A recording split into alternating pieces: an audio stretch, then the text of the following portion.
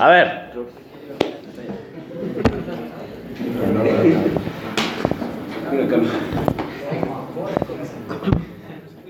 A ver, vamos viendo. Una revisión rapidísima de lo que es lo que tuvieron que ver. Bien, a ver, entonces existen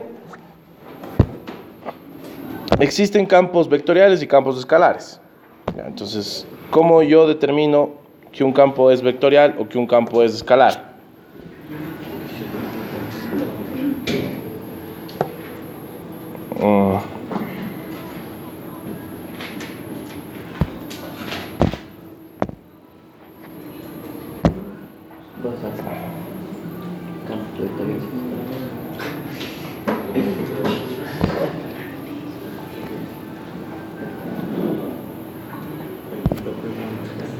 Ya.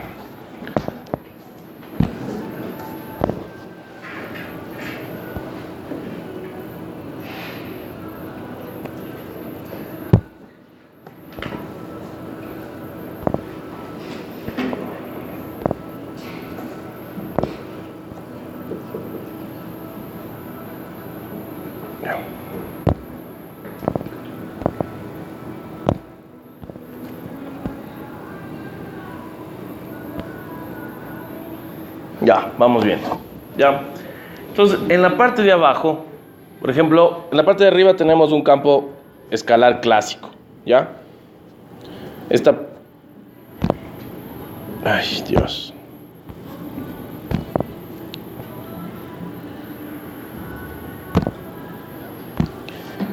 Este de aquí es un campo escalar clásico. Sí. Es justo lo que estamos viendo en MATLAB. El logo de MATLAB es una campana de Gauss, pero en 2 dimensiones. ¿Ya? Entonces, para los que estén estudiando ahí estadística, básicamente esa es una distribución normal. ¿Sí? ¿Ya? Entonces, ¿qué es un campo escalar? Un campo escalar, básicamente, voy a escribirle esto acá.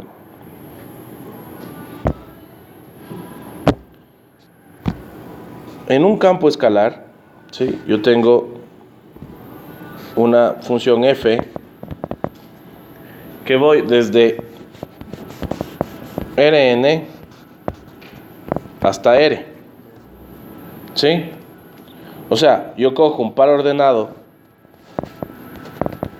x sub 1, x sub 2 y voy x sub n y voy hasta un número f que depende de ese par ordenado. ¿Sí? X sub 1, x sub 2, etc. ¿Ya? Ponemos esto. Voy hasta f. ¿Sí? Este f depende de todas esas, de ese par ordenado, ¿no es cierto? Ya. Entonces, en el caso de esa gaussiana,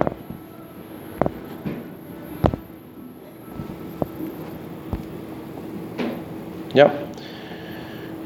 Sacar una derivada parcial, eso ya les expliqué, ¿no es cierto? ¿Cómo sacar una derivada parcial? Ya, bueno, sacar una derivada parcial básicamente es, yo cojo un plano, le corto a esa, porque eso es una superficie, es como una tela, ¿no?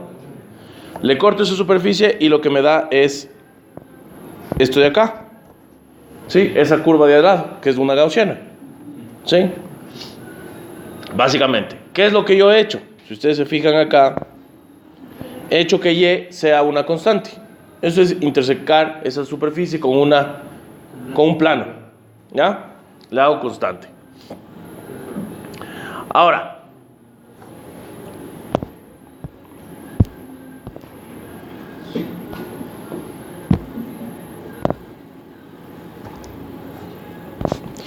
si vamos a la definición de una derivada parcial, me queda esto de acá, ¿no? Esa es la definición de una derivada parcial. ¿Ya? Entonces, ¿qué es lo que tenemos ahí? Básicamente, la parte de abajo es la derivada, ¿no? Es decir, y también en la parte derecha, si se fijan, ¿sí? En esta parte de acá, ¿ya? En esta parte de acá es básicamente es derivar y mantener que y sea constante. ¿Sí? Eso es la derivada parcial. Si vamos al límite, básicamente lo que ustedes se fijan es f de x más delta x, y igual a una constante. O sea, básicamente derivo y hago que y permanezca constante. Eso ya vimos. Entonces, bueno, por ejemplo, aquí ustedes pueden ver clarísimo el ejemplo de abajo, ¿no?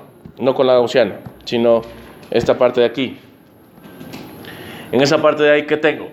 F de x y z es igual a x al cuadrado más y cuadrado z cuadrado. Saco las derivadas parciales, me sale eso. ¿Ya? Y vamos a la definición de Nabla, que es lo importante. Que se me cortó ahí, bueno. Entonces, Nabla es, en cambio, una función vectorial. Es un operador vectorial, que es lineal. O sea, cumple con las propiedades de linealidad que están aquí abajo. ¿Sí? Sí, álgebra lineal, tú dices que cogiste con ingeniero Cueva, ¿ya? Sí, coges ahí, esa es la propiedad de linealidad. ¿Sí? O sea, ¿qué otro operador cumple con la linealidad? También la derivada, la integral, etc. ¿Ya? ¿Qué es una función vectorial? Voy desde Rn hasta Rm. En el caso de Nabla, voy de Rn a Rn. ¿Sí? Pero Rn como vector, como par ordenado, ¿no? Entonces, la definición de Nabla es esta de acá. ¿Sí? O sea, es la derivada parcial. Es un vector donde está solo el operador derivada parcial, ¿no? Solo el operador. Entonces, cuando nosotros estamos operando, veamos, existen ciertos productos notables de el operador diferencial Nabla. Entonces, esos productos notables están aquí.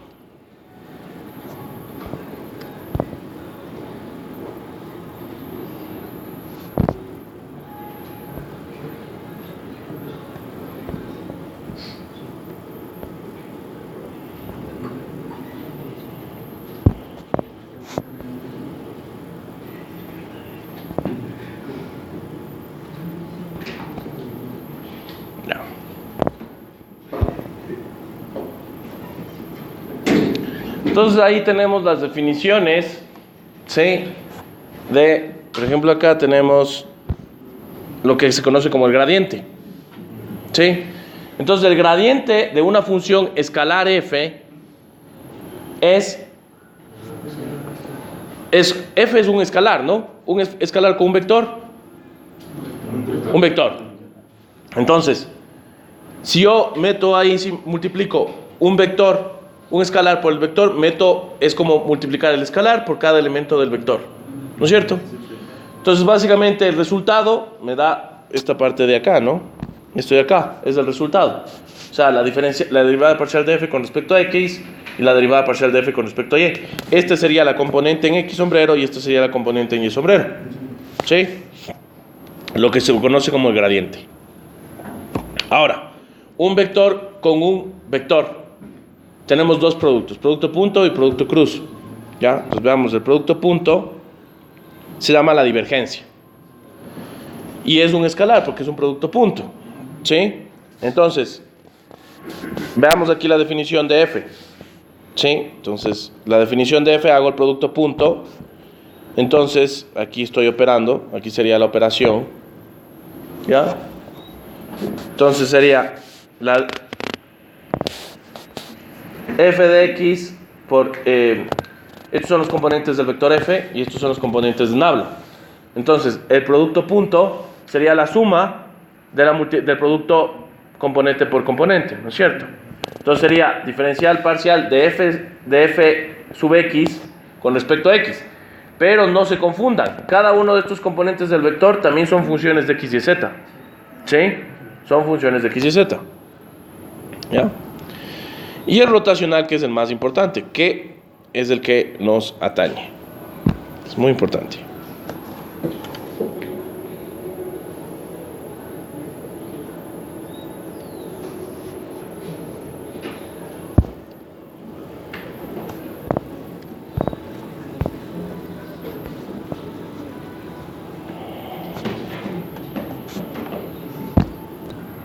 Ya. Supongo que tengo ahí un campo de fuerzas. ¿Sí? Entonces, yo lo que hago es... A ustedes les enseñaron básicamente que, por ejemplo, supongamos que tengo ahí una masita, le pongo una fuerza y de resultado me va a dar esto, que la fuerza por la distancia, el trabajo es la fuerza por la distancia que recorrió por el coseno del ángulo que forma. Ya. Vamos a asumir eso. ¿Sí? Vamos a asumir eso. ¿Perdón? Es que eso es lo del colegio. Lo del colegio. Lo del colegio. Entonces veamos. Vamos a hacer la demostración de eso.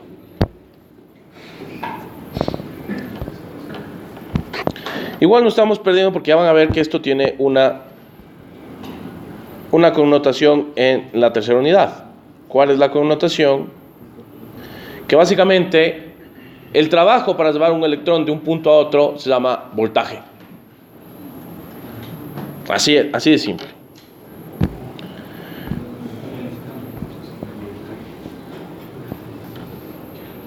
Ya, entonces, ahí está la demostración. ¿Qué es lo que hacemos? A la trayectoria le dividimos en un montón de segmentos. ¿Ya? Vamos a suponer que... Y aquí se me ha cortado una parte de la demostración. Espérense. A esa trayectoria le divido en segmentos.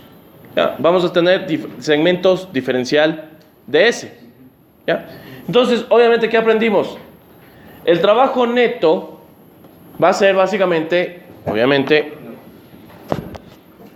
el trabajo que estoy haciendo para ir, por ejemplo, desde aquí hasta acá, desde acá hasta acá, y luego sumar. Hagan de cuenta como, por ejemplo, que tenemos una carrera de postas. ¿Ya? Entonces va el equipo jamaiquino, agarra la posta, primero, bueno, y cierra Usain Bolt, ¿no? O creo que arranca él primero, no sé, en fin. Entonces, el trabajo que hizo el equipo jamaiquino para llevar la posta es las partes, la sumatoria de los trabajos que hicieron cada uno de ellos. ¿Sí? Entonces, básicamente, eso estamos expresando en esta parte de acá, ¿no? El trabajo neto para llevar desde este punto A hasta B es la sumatoria de las fuerzas F sub I por el coseno de los tetas de cada uno de los tetas. Y esto me ha faltado aquí dibujar porque en cada uno de esos segmentos vamos a tener un teta, ¿no? Aquí vamos a tener un ángulo teta. Acá vamos a tener otro ángulo teta, pero son diferentes, ¿no? Aquí tendría un teta sub 1, acá un teta sub 2, acá un teta sub 3, teta sub 4, etcétera, hasta acá llegar un teta sub n, ¿no es cierto? ¿Ya?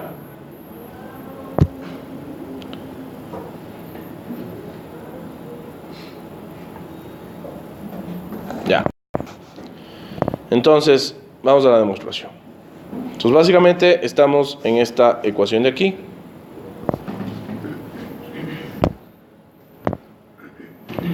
Entonces, en esta parte de aquí, básicamente, que es sumar lo que aprendimos en el colegio, pero dividir en segmentos. Entonces, vamos a hacer que ese diferencial de S va a ser igual a L dividido para el número de segmentos que nosotros queremos.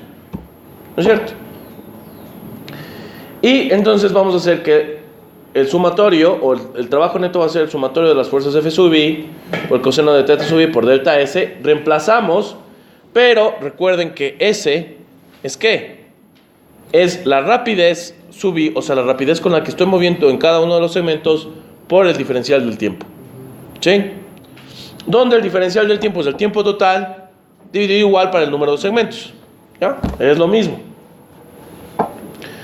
Entonces, y eso aquí me ha faltado ponerle, yo básicamente voy a hacer que si es que n tiende al infinito, aquí me falta poner, si n tiende al infinito,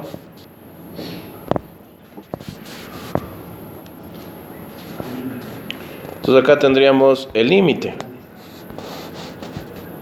El límite cuando n tiende al infinito es la integral. ¿Sí? Y esto se le puede representar como la integral de línea, que es esta parte de acá.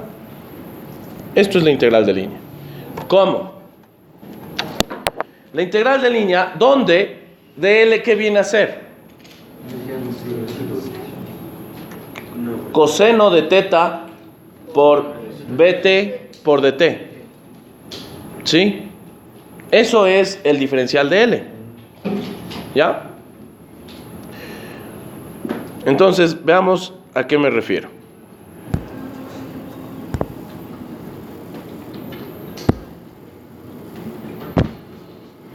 Entonces ya comprobamos en este gráfico, que es el mismo que teníamos hace un lado, ya comprobamos que eso es la integral de línea, ¿no es cierto? Ahora, veamos cómo se calcula la integral de línea. ¿Sí? Veamos cómo se calcula. ¿Ya? Yo tengo que a mi fuerza F, lo voy a tener en esa forma. ¿Sí? Ya. Y voy a decir que el diferencial de L es un vector, ¿no? Entonces el diferencial de L viene a ser diferencial de X, diferencial de Y, diferencial de Z. Ese es el vector. ¿Ya? Es el vector diferencial de longitud. Entonces, si yo saco el producto punto, me va a quedar esto. Este es el producto punto de F, producto punto de L. Viene a ser la ecuación número 3. ¿Sí? La ecuación número 3. 2 es la definición de la integral de línea. Reemplazo es una integral de línea. ¿Sí? Y obviamente los límites, porque acá está A y aquí está B. Entonces en lugar de A, ¿qué tengo que poner? El punto. Punto de inicio y el punto de inicio B. Está en 3 dimensiones. ¿Ya? Pero hay un problema aquí. El problema es que, por ejemplo, yo estoy ahí, f de x es una función de x y z, f de y es una función de x y z. Entonces, ¿qué tengo que hacer? Eso ya vimos. No puedo yo integrar f de x y z con respecto solo a de x. Entonces, ¿qué tengo que hacer ahí? Parametrizar. Igual que lo que hicimos en la clase anterior, ¿se acuerdan? Entonces, parametrizo. ¿Con qué datos? Tengo la ecuación 6, que es la rapidez. Entonces la rapidez en X es la diferencial de X por la diferencial del tiempo. Aquí me faltó. La rapidez en Y es la derivada de Y con respecto al tiempo, y la rapidez de Z es la derivada de Z con respecto al tiempo. ¿Sí? Entonces de esta forma yo puedo parametrizar y decir que dx es b sub x por dt, dy es igual a b sub y por dt, dz es igual a b sub z por dt. Reemplazo la ecuación 7 en la 4, ¿sí? Y me queda el trabajo de AB, que es de esta parte de acá, ¿no? ¿Sí?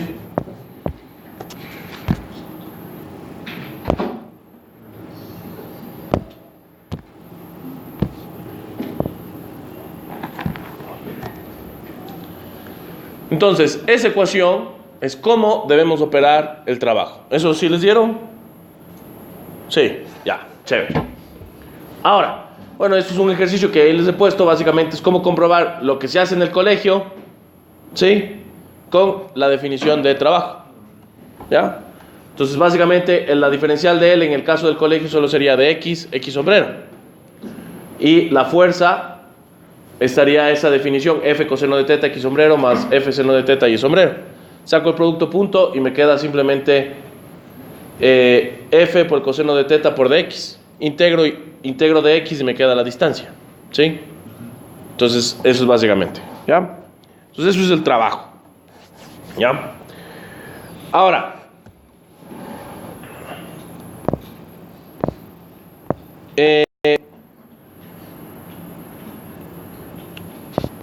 ahora que ya entendemos qué es el trabajo, ahora sí vamos a entrar en el asunto. Luego les voy a poner la parte de qué es el principio de conservación de la energía. Así rapidísimo, vamos viendo.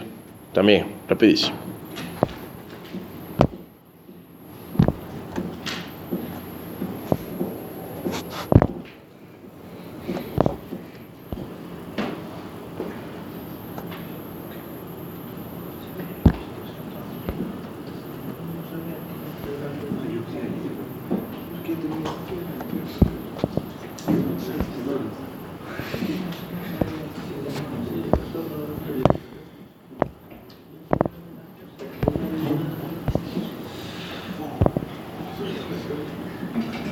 A ver, vamos viendo el principio de conservación de la energía.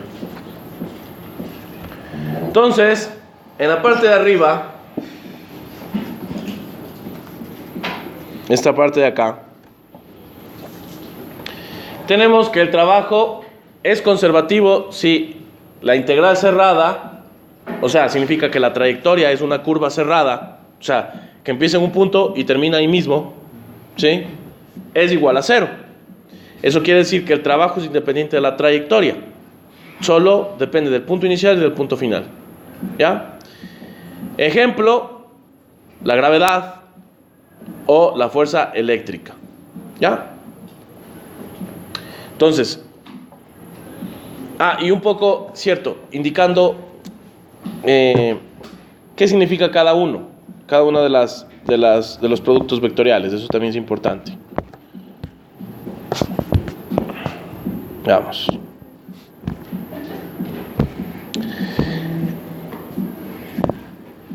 El gradiente significa, ustedes le sacan el gradiente, nabla f, ¿qué les va a dar? Les va a dar el vector tangente a una curva, en cada punto de la curva. O sea, ustedes sacan el gradiente de f y les da un vector que es tangente a la curva. ¿Sí? ¿Perdón?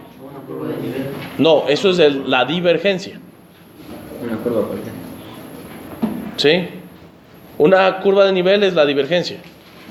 Porque tienes un campo vectorial y sacas una curva de niveles, sacarle el gradiente e igualarle a un número. ¿Sí? Curva de nivel es diferente. Curva de nivel sacas a las funciones vectoriales. A ver, no, perdón. Curva de nivel es básicamente, tú tienes un campo vectorial, un campo escalar, y le igualas a un número. Es curva de nivel. O sea, por ejemplo, tú tienes esta curva y dices f igual a 3. Entonces, yo cojo aquí f y lo que me va a salir es esto. Esa es una curva de nivel. ¿Sí? Es cortarle, pasarle una Gillette por un punto, una constante. Entonces, esto es una curva de nivel. Esto es decir, f es igual a c. Eso es una curva de nivel. Pero el gradiente en la curva de nivel es perpendicular. El gradiente es el vector tangente a cualquier punto de una superficie. Es el gradiente. La divergencia en cambio es la tasa de cambio de una función vectorial. O sea, cuánto está cambiando mi función vectorial en función de una variable. ¿Sí? Eso es, básicamente es la rapidez con la que cambia mi función vectorial. Eso. La rapidez con la que cambia. Y el rotacional es la rapidez con la que gira el campo vectorial. ¿Sí? Es como la frecuencia angular. Pero no es y no es. ¿Ya? Si ustedes sacan el rotacional de un campo vectorial, dice que gira, pero no es que es la frecuencia angular. ¿Sí? Está diciendo, gira y cambia, o gira con esta rapidez, ¿ya? Pero no es tan así, ¿ya? Es un concepto un poco más abstracto. Lo que sí me quiere decir es que, claro, si es que el rotacional es 0, significa que el campo vectorial no gira. ¿Sí? Por ende, las fuerzas conservativas, ¿sí?, no giran. Dependen únicamente de una variable radial, como la definición de la fuerza eléctrica y la fuerza gravitacional que tenemos acá. ¿Sí? Miren, solo dependen de R cuadrado. ¿Sí? Entonces no están girando y siempre tienen una distribución radial. Por ejemplo, si tengo aquí el planeta, yo dibujo las líneas de campo. Por ejemplo, saco ahí no, este no es el perpendicular al gradiente sería. ¿Sí? Sí, porque está tangente, me sale el perpendicular, ¿no? ¿Qué coño hice?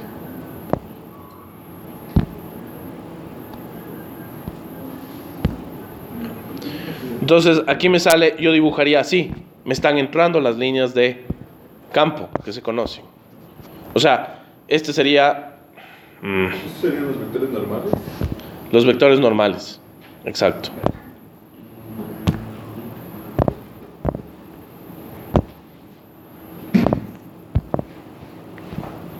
O sea, aquí entran de forma normal, perpendicular a la superficie. ¿Sí? Bien, entonces rápido, el principio de conservación de la energía. ¿Ya? Cuando tenemos una fuerza que es conservativa, depende de esta función potencial nabla. ¿Ya? Entonces, si es que yo le voy y le calculo el rotacional, por ejemplo, aquí estoy calculando el rotacional de la fuerza de gravedad, me da 0. ¿Sí? Si es que eso sucede, digo que está asociado a un potencial. En el campo, en el caso de la fuerza eléctrica, el potencial se llama voltaje. ¿Sí? Y después ustedes aplican el principio de conservación de la energía, que no es nada se transforma, todo se destruye. No. El principio de conservación de la energía es esto. Esto de aquí. Si es que el sumatorio de las fuerzas no conservativas es igual a 0, la variación de la energía mecánica es 0. Si el sumatorio de fuerzas no conservativas es diferente de 0, entonces el trabajo neto es igual a la variación de la energía cinética. Eso es el principio de conservación de la energía. ¿Ya? ¿Cómo se hace? Bueno, ahí está la demostración, pueden verlo en el cuaderno. ¿Sí? Básicamente, la definición de la energía mecánica es variación de la energía potencial más energía cinética. ¿Sí? En el primer caso es sencillo, ¿no? En el segundo caso es complicado. Entonces, lo lógico es, si las fuerzas no conservativas, cuando son 0, la variación de la energía es 0, en conclusión, el trabajo que hacen las fuerzas no conservativas es variar la energía mecánica. Por ende, esta es la primera conclusión, ¿sí? Parte de ahí. Y reemplazo eso en la definición del trabajo neto. El trabajo neto es sumatorio de fuerzas no conservativas más el trabajo de las fuerzas conservativas. Y ahí ya me queda esto, que la variación de la energía, la variación del trabajo neto, o el trabajo neto es la variación de energía cinética. Ya, ahí está la demostración. Entonces, esto les debieron haber enseñado. Bueno, si no les enseñaron, ya saben. ¿Ya? Y un poco vamos a poner en práctica, por eso sí les voy a pedir que luego se den una leidita. Vamos a poner en práctica en la tercera unidad. ¿Ya? Ahora, que ya sabemos qué es trabajo. Por ejemplo, los compañeros de bio, ellos sí están perdidos en el limbo. Entonces, vamos a ver. Ahora sí ya sabemos lo que es trabajo, ya sabemos lo que es un integral de línea. Ya vieron que para una integral de línea es el producto punto de un campo vectorial con el diferencial de longitud, y luego a eso le tengo que parametrizar para integrar. ¿Ya? Básicamente es eso. Ahora,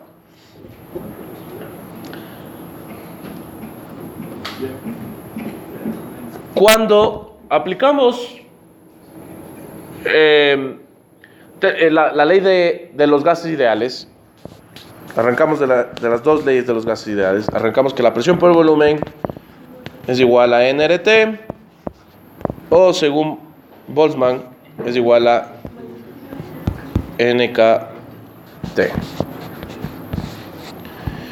O también que la energía interna del gas es igual a 3 medios de nRT. ¿Sí? Partimos de eso. Ahora,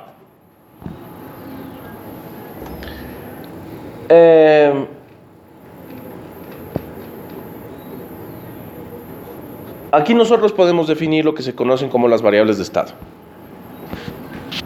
Entonces, las variables de estado son las variables. Por ejemplo, en física 1 nosotros decíamos, ¿cuáles son las variables de estado? Masa y velocidad, porque eso me representa el momentum. Por eso vino momentum, es básicamente el estado de una partícula. Acá no estamos hablando de partículas, sino de estados termodinámicos. ¿Ya? Entonces Entonces, ¿cuáles son los estados termodinámicos? Me determina la presión, el volumen, la temperatura y la energía interna. Presión, volumen, energía y temperatura. Son variables de estado.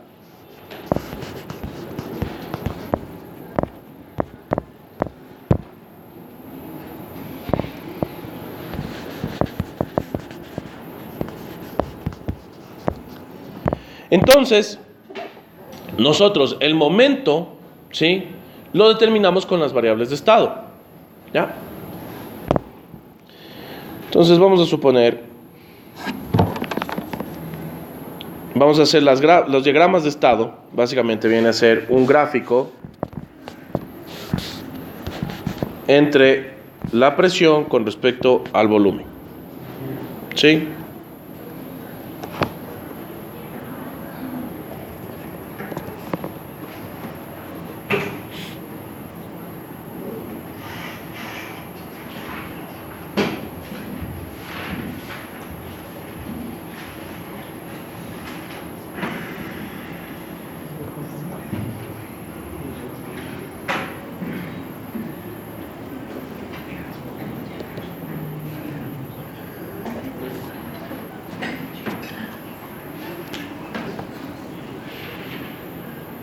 Con respecto a la demostración que no me salía en la clase anterior, ya le subí al WhatsApp. ¿Sí le vieron?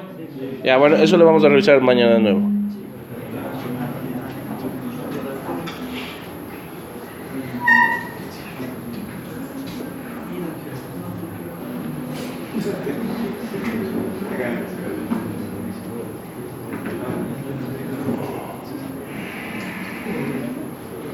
Ya. Entonces,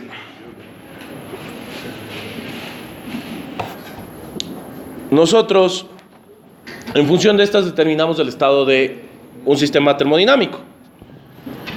Vamos a la ley cero de la termodinámica.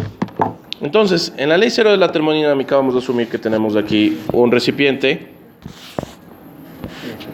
¿ya?, que va a estar dividido en dos partes, ¿ya?, pero vamos a suponer que nosotros tenemos control del número de partículas que existen en cada uno de los recipientes. Entonces, por ejemplo, acá vamos a tener N y acá N'.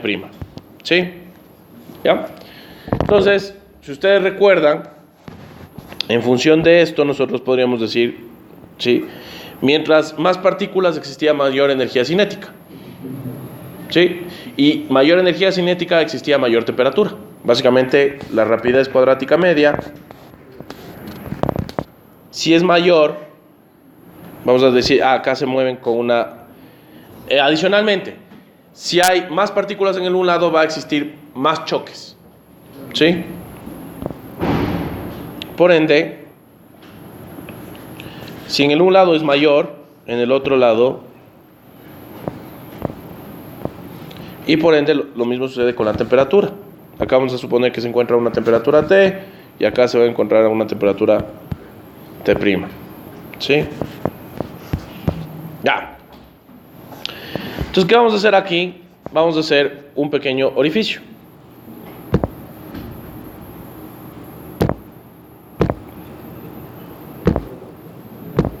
Vamos a hacer un pequeño orificio.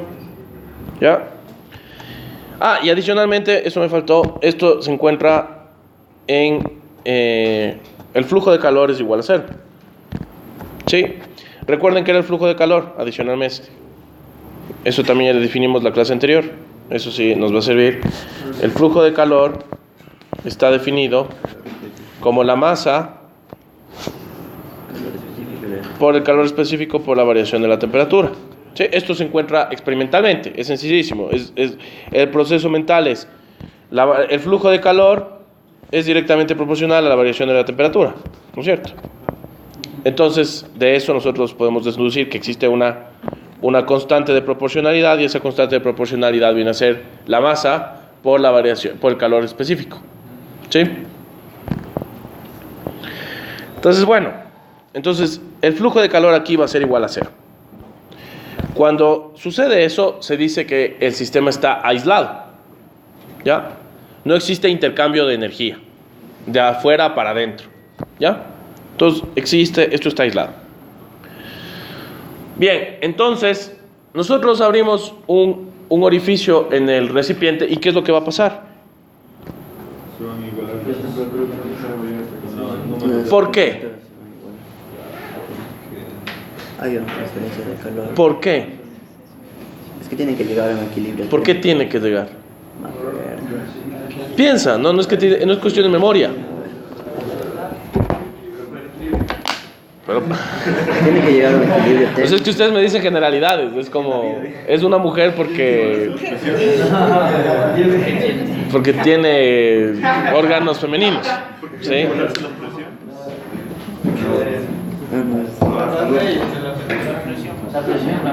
Claro, porque es mujer, el hecho es por el cromosoma Y o X. Ya. Eso es lo que yo les estoy preguntando. Explíqueme eso del cromosoma. Lleven al cromosoma. ¿Ya? Tiene que llegar a un equilibrio. Que se encuentra aquí, ¿no? Se puede mover tanto para la izquierda como para la derecha. La probabilidad de que se mueva para un lado u otro es la misma. ¿Sí? ¿Eso qué va a significar? ¿Qué significaba? Que en la parte derecha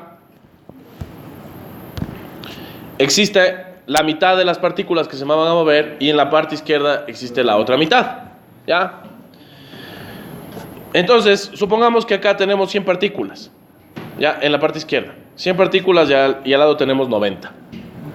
¿Sí? ¿Qué significa que tenga 100 partículas? Significa que en el un lado va a tener 50 y en el otro lado van a estar 50 presionando. En el otro caso, ¿qué va a pasar? Vamos a tener 40-40. ¿Qué? 45-45. ¿Ya? ¿Qué va a pasar? Se van igual. Va a abrir el campo, abrir la compuerta, y lo que pasa es que las 45 se movieron para acá y las 50 se movieron para el otro lado. ¿No es cierto? Entonces, ¿ahora qué tenemos? 90, 95 y 90. 95, 95. No puede ser. Están 45, 95, 95. Sí, está bien. Ya, ¿verdad? 95, 95.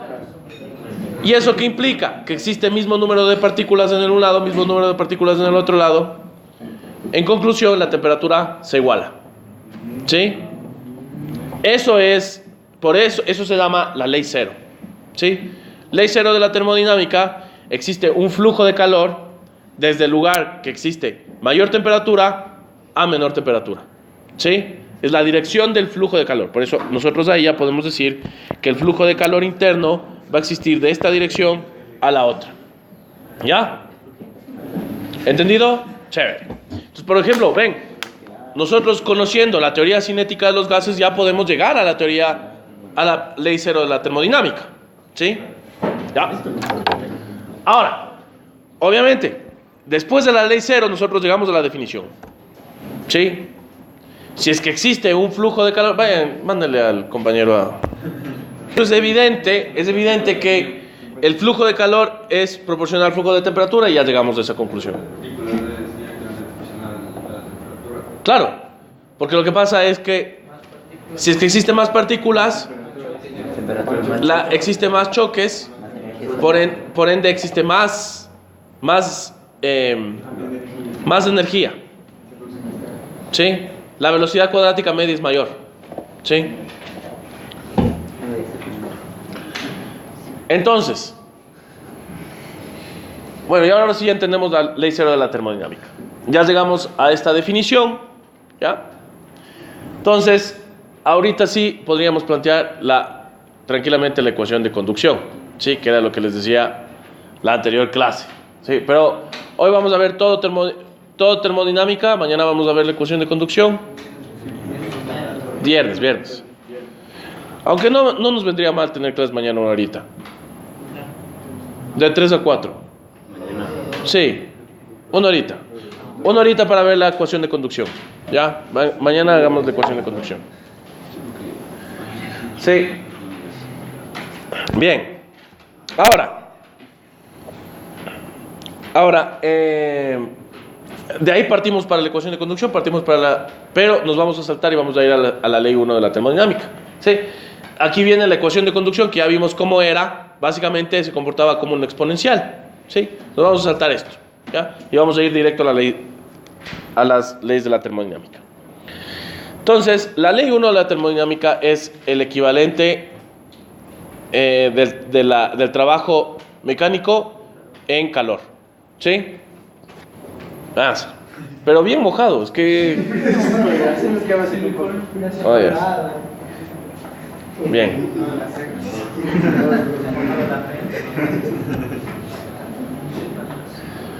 A ver, entonces, ahora sí que ya vemos, a nosotros nos queda una duda. El calor es una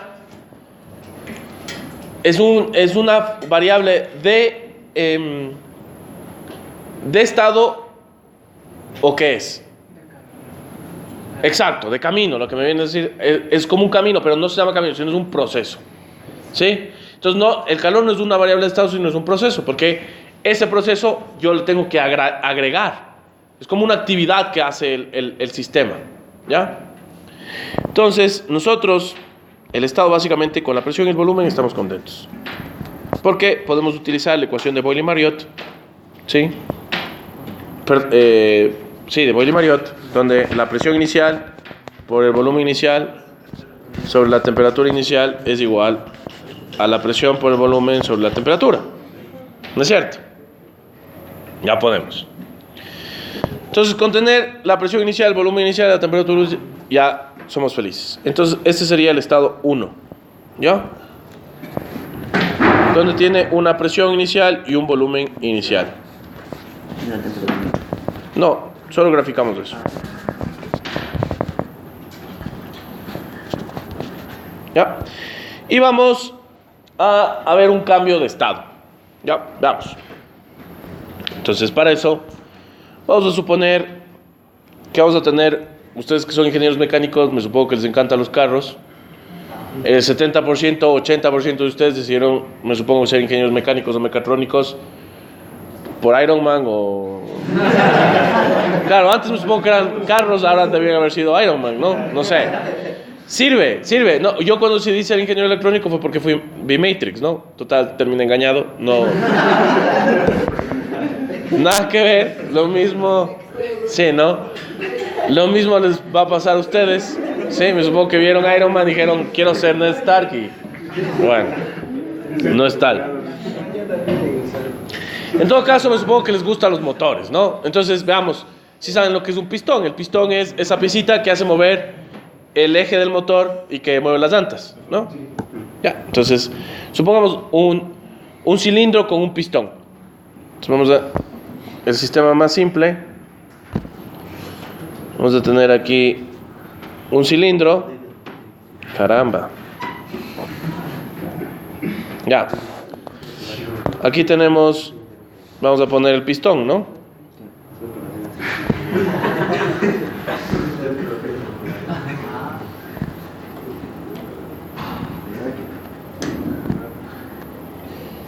¿Ya? Entonces aquí le vamos a poner un gas, ¿sí?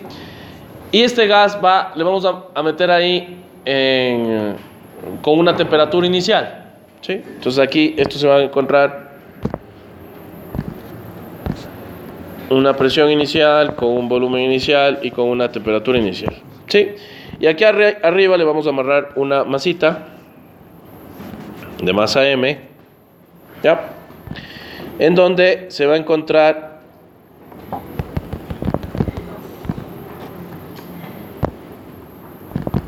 a una altura inicial, ¿ya? Vamos a decirle que aquí se encuentra a una altura H, ¿sí?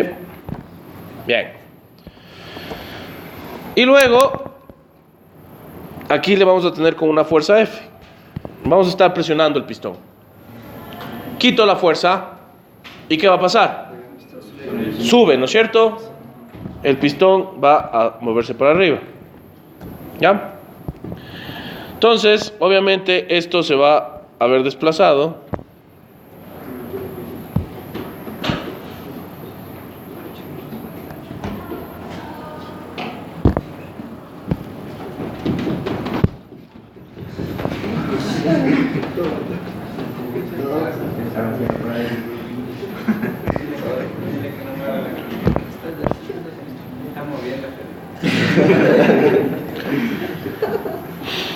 ¿Y te produce algo?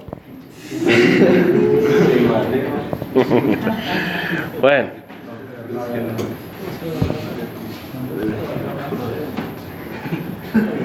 Entonces esto se mueve, ¿no es cierto? Se mueve para arriba, o se movió hasta acá. ¿Ya? Se movió el pistón. Entonces obviamente esto de acá ya no va a tener esto, sino va a tener un P final, un volumen final y una temperatura final. ¿Ya? Cambió de estado. Entonces, vamos un poco a ver cuál es la diferencia aquí en el gráfico. Veamos. Entonces, va a venirse para acá. Entonces aquí vamos a tener una presión final, un volumen final. ¿Por qué no es el gráfico la temperatura? Porque lo que pasa, ya te dije, porque utilizando nosotros ya teniendo la ecuación de Boyle-Mariot ya podemos calcular todo. ¿Sí? Entonces solo con tener presión y volumen ya nosotros ya podemos ver la siguiente. ¿Ya? Ahora, lo que nosotros queremos aquí es, existen varios caminos para ir desde un punto al otro punto. Entonces, puedo un camino recto, puedo también tener esto, puedo también tener esto. Cada uno de estos caminos representa un estado diferente. Entonces, tendríamos un estado diferente, un proceso diferente. ¿Ya? Entonces acá yo tendría un primer proceso, acá puedo tener otro proceso, acá puedo tener otro proceso. ¿Qué quiere decir? Que para ir por el camino 1 yo tengo que añadir trabajo y añadir calor, o en el otro solo trabajo, o en el otro solo calor, etc. ¿Ya? Entonces, nosotros aquí definimos esto como los procesos. Entonces, la variación del calor y el trabajo realizado se llaman procesos termodinámicos.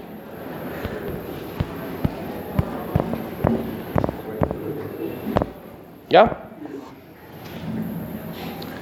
Ahora,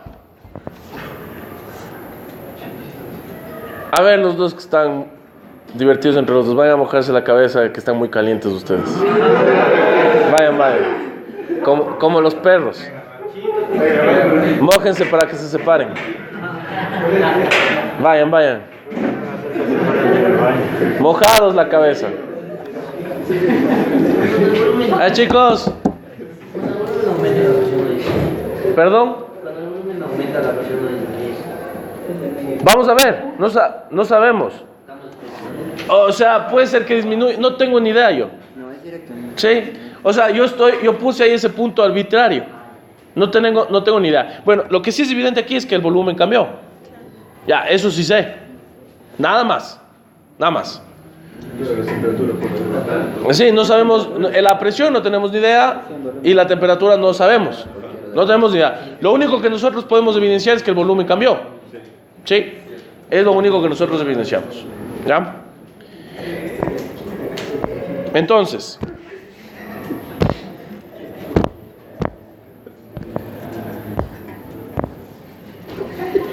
ya.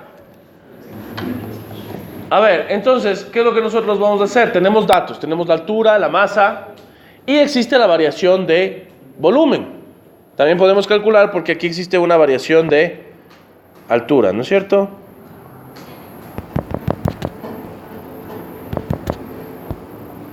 Aquí existe una variación de altura que se relaciona con la variación de volumen. Existe una variación de volumen, ¿sí? Donde es evidente que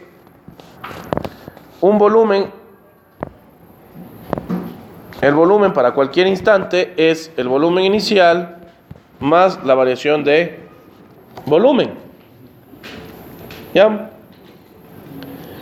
Donde, además de eso, el volumen viene a ser ¿qué? Viene a ser el área. El volumen inicial viene a ser el área.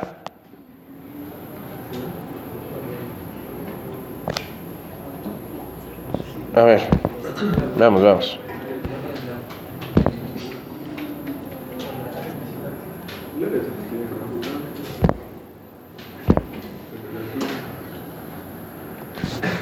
La variación de volumen, perdón, la variación de volumen viene a ser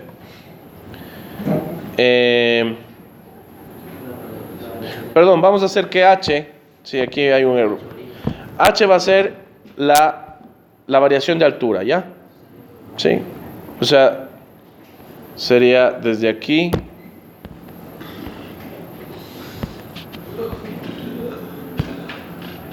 hasta acá, esto sería H, ¿ya? Es la variación de altura, ¿sí? Entonces la variación de volumen vendría a ser ¿qué? H por el área de la base del cilindro. De H. ¿Ah? De H. No, H no varía. Ah, perdón. H es la altura que varía. Ajá, por eso varía. Sí. De H por área. H es la altura, o sea, es que eso cambia ahorita. No era la altura inicial, sino viene a ser H ya lo que se mueve. Ya cambié, por eso cambié ahorita. Para que sea más fácil. A ver, ahora. Si nosotros recordamos, tenemos que, y bueno, ya tenemos la ecuación 1 y 2, que era la ecuación de la energía. En la ecuación 2, me queda que la energía interna es la masa por la gravedad, 3 medios de nRT.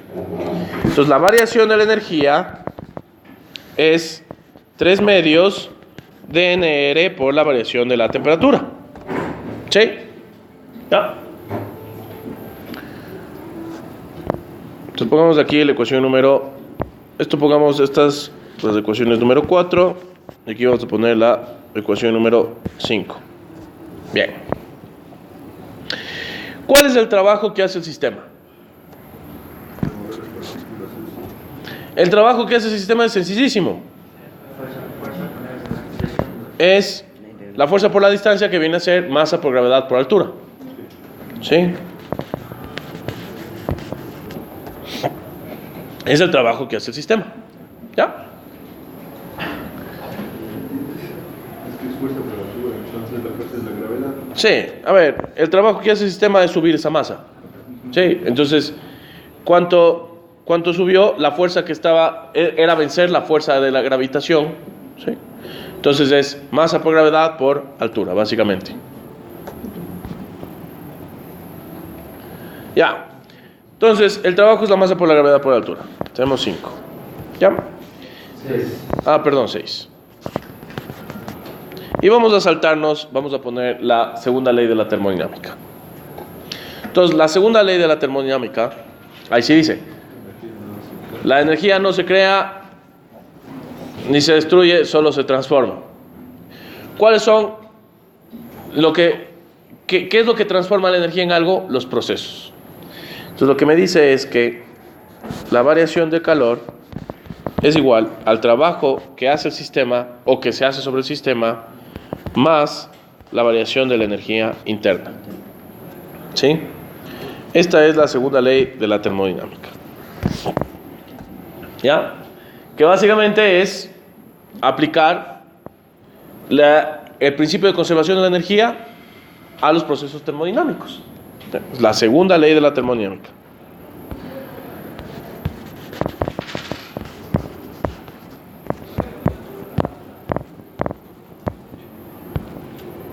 Bien. Entonces, ustedes utilizando la segunda ley de la termodinámica y los datos, ¿sí?, van a comprobar que el trabajo hecho por el sistema es la integral de la función de la presión en función del volumen por el diferencial de volumen desde V sub 0 hasta V. ¿Sí? O sea, ¿cuánto les va a salir esto? Masa por gravedad por altura. ¿Sí? Entonces, háganlo ahorita, chicos. Ahorita, de taller.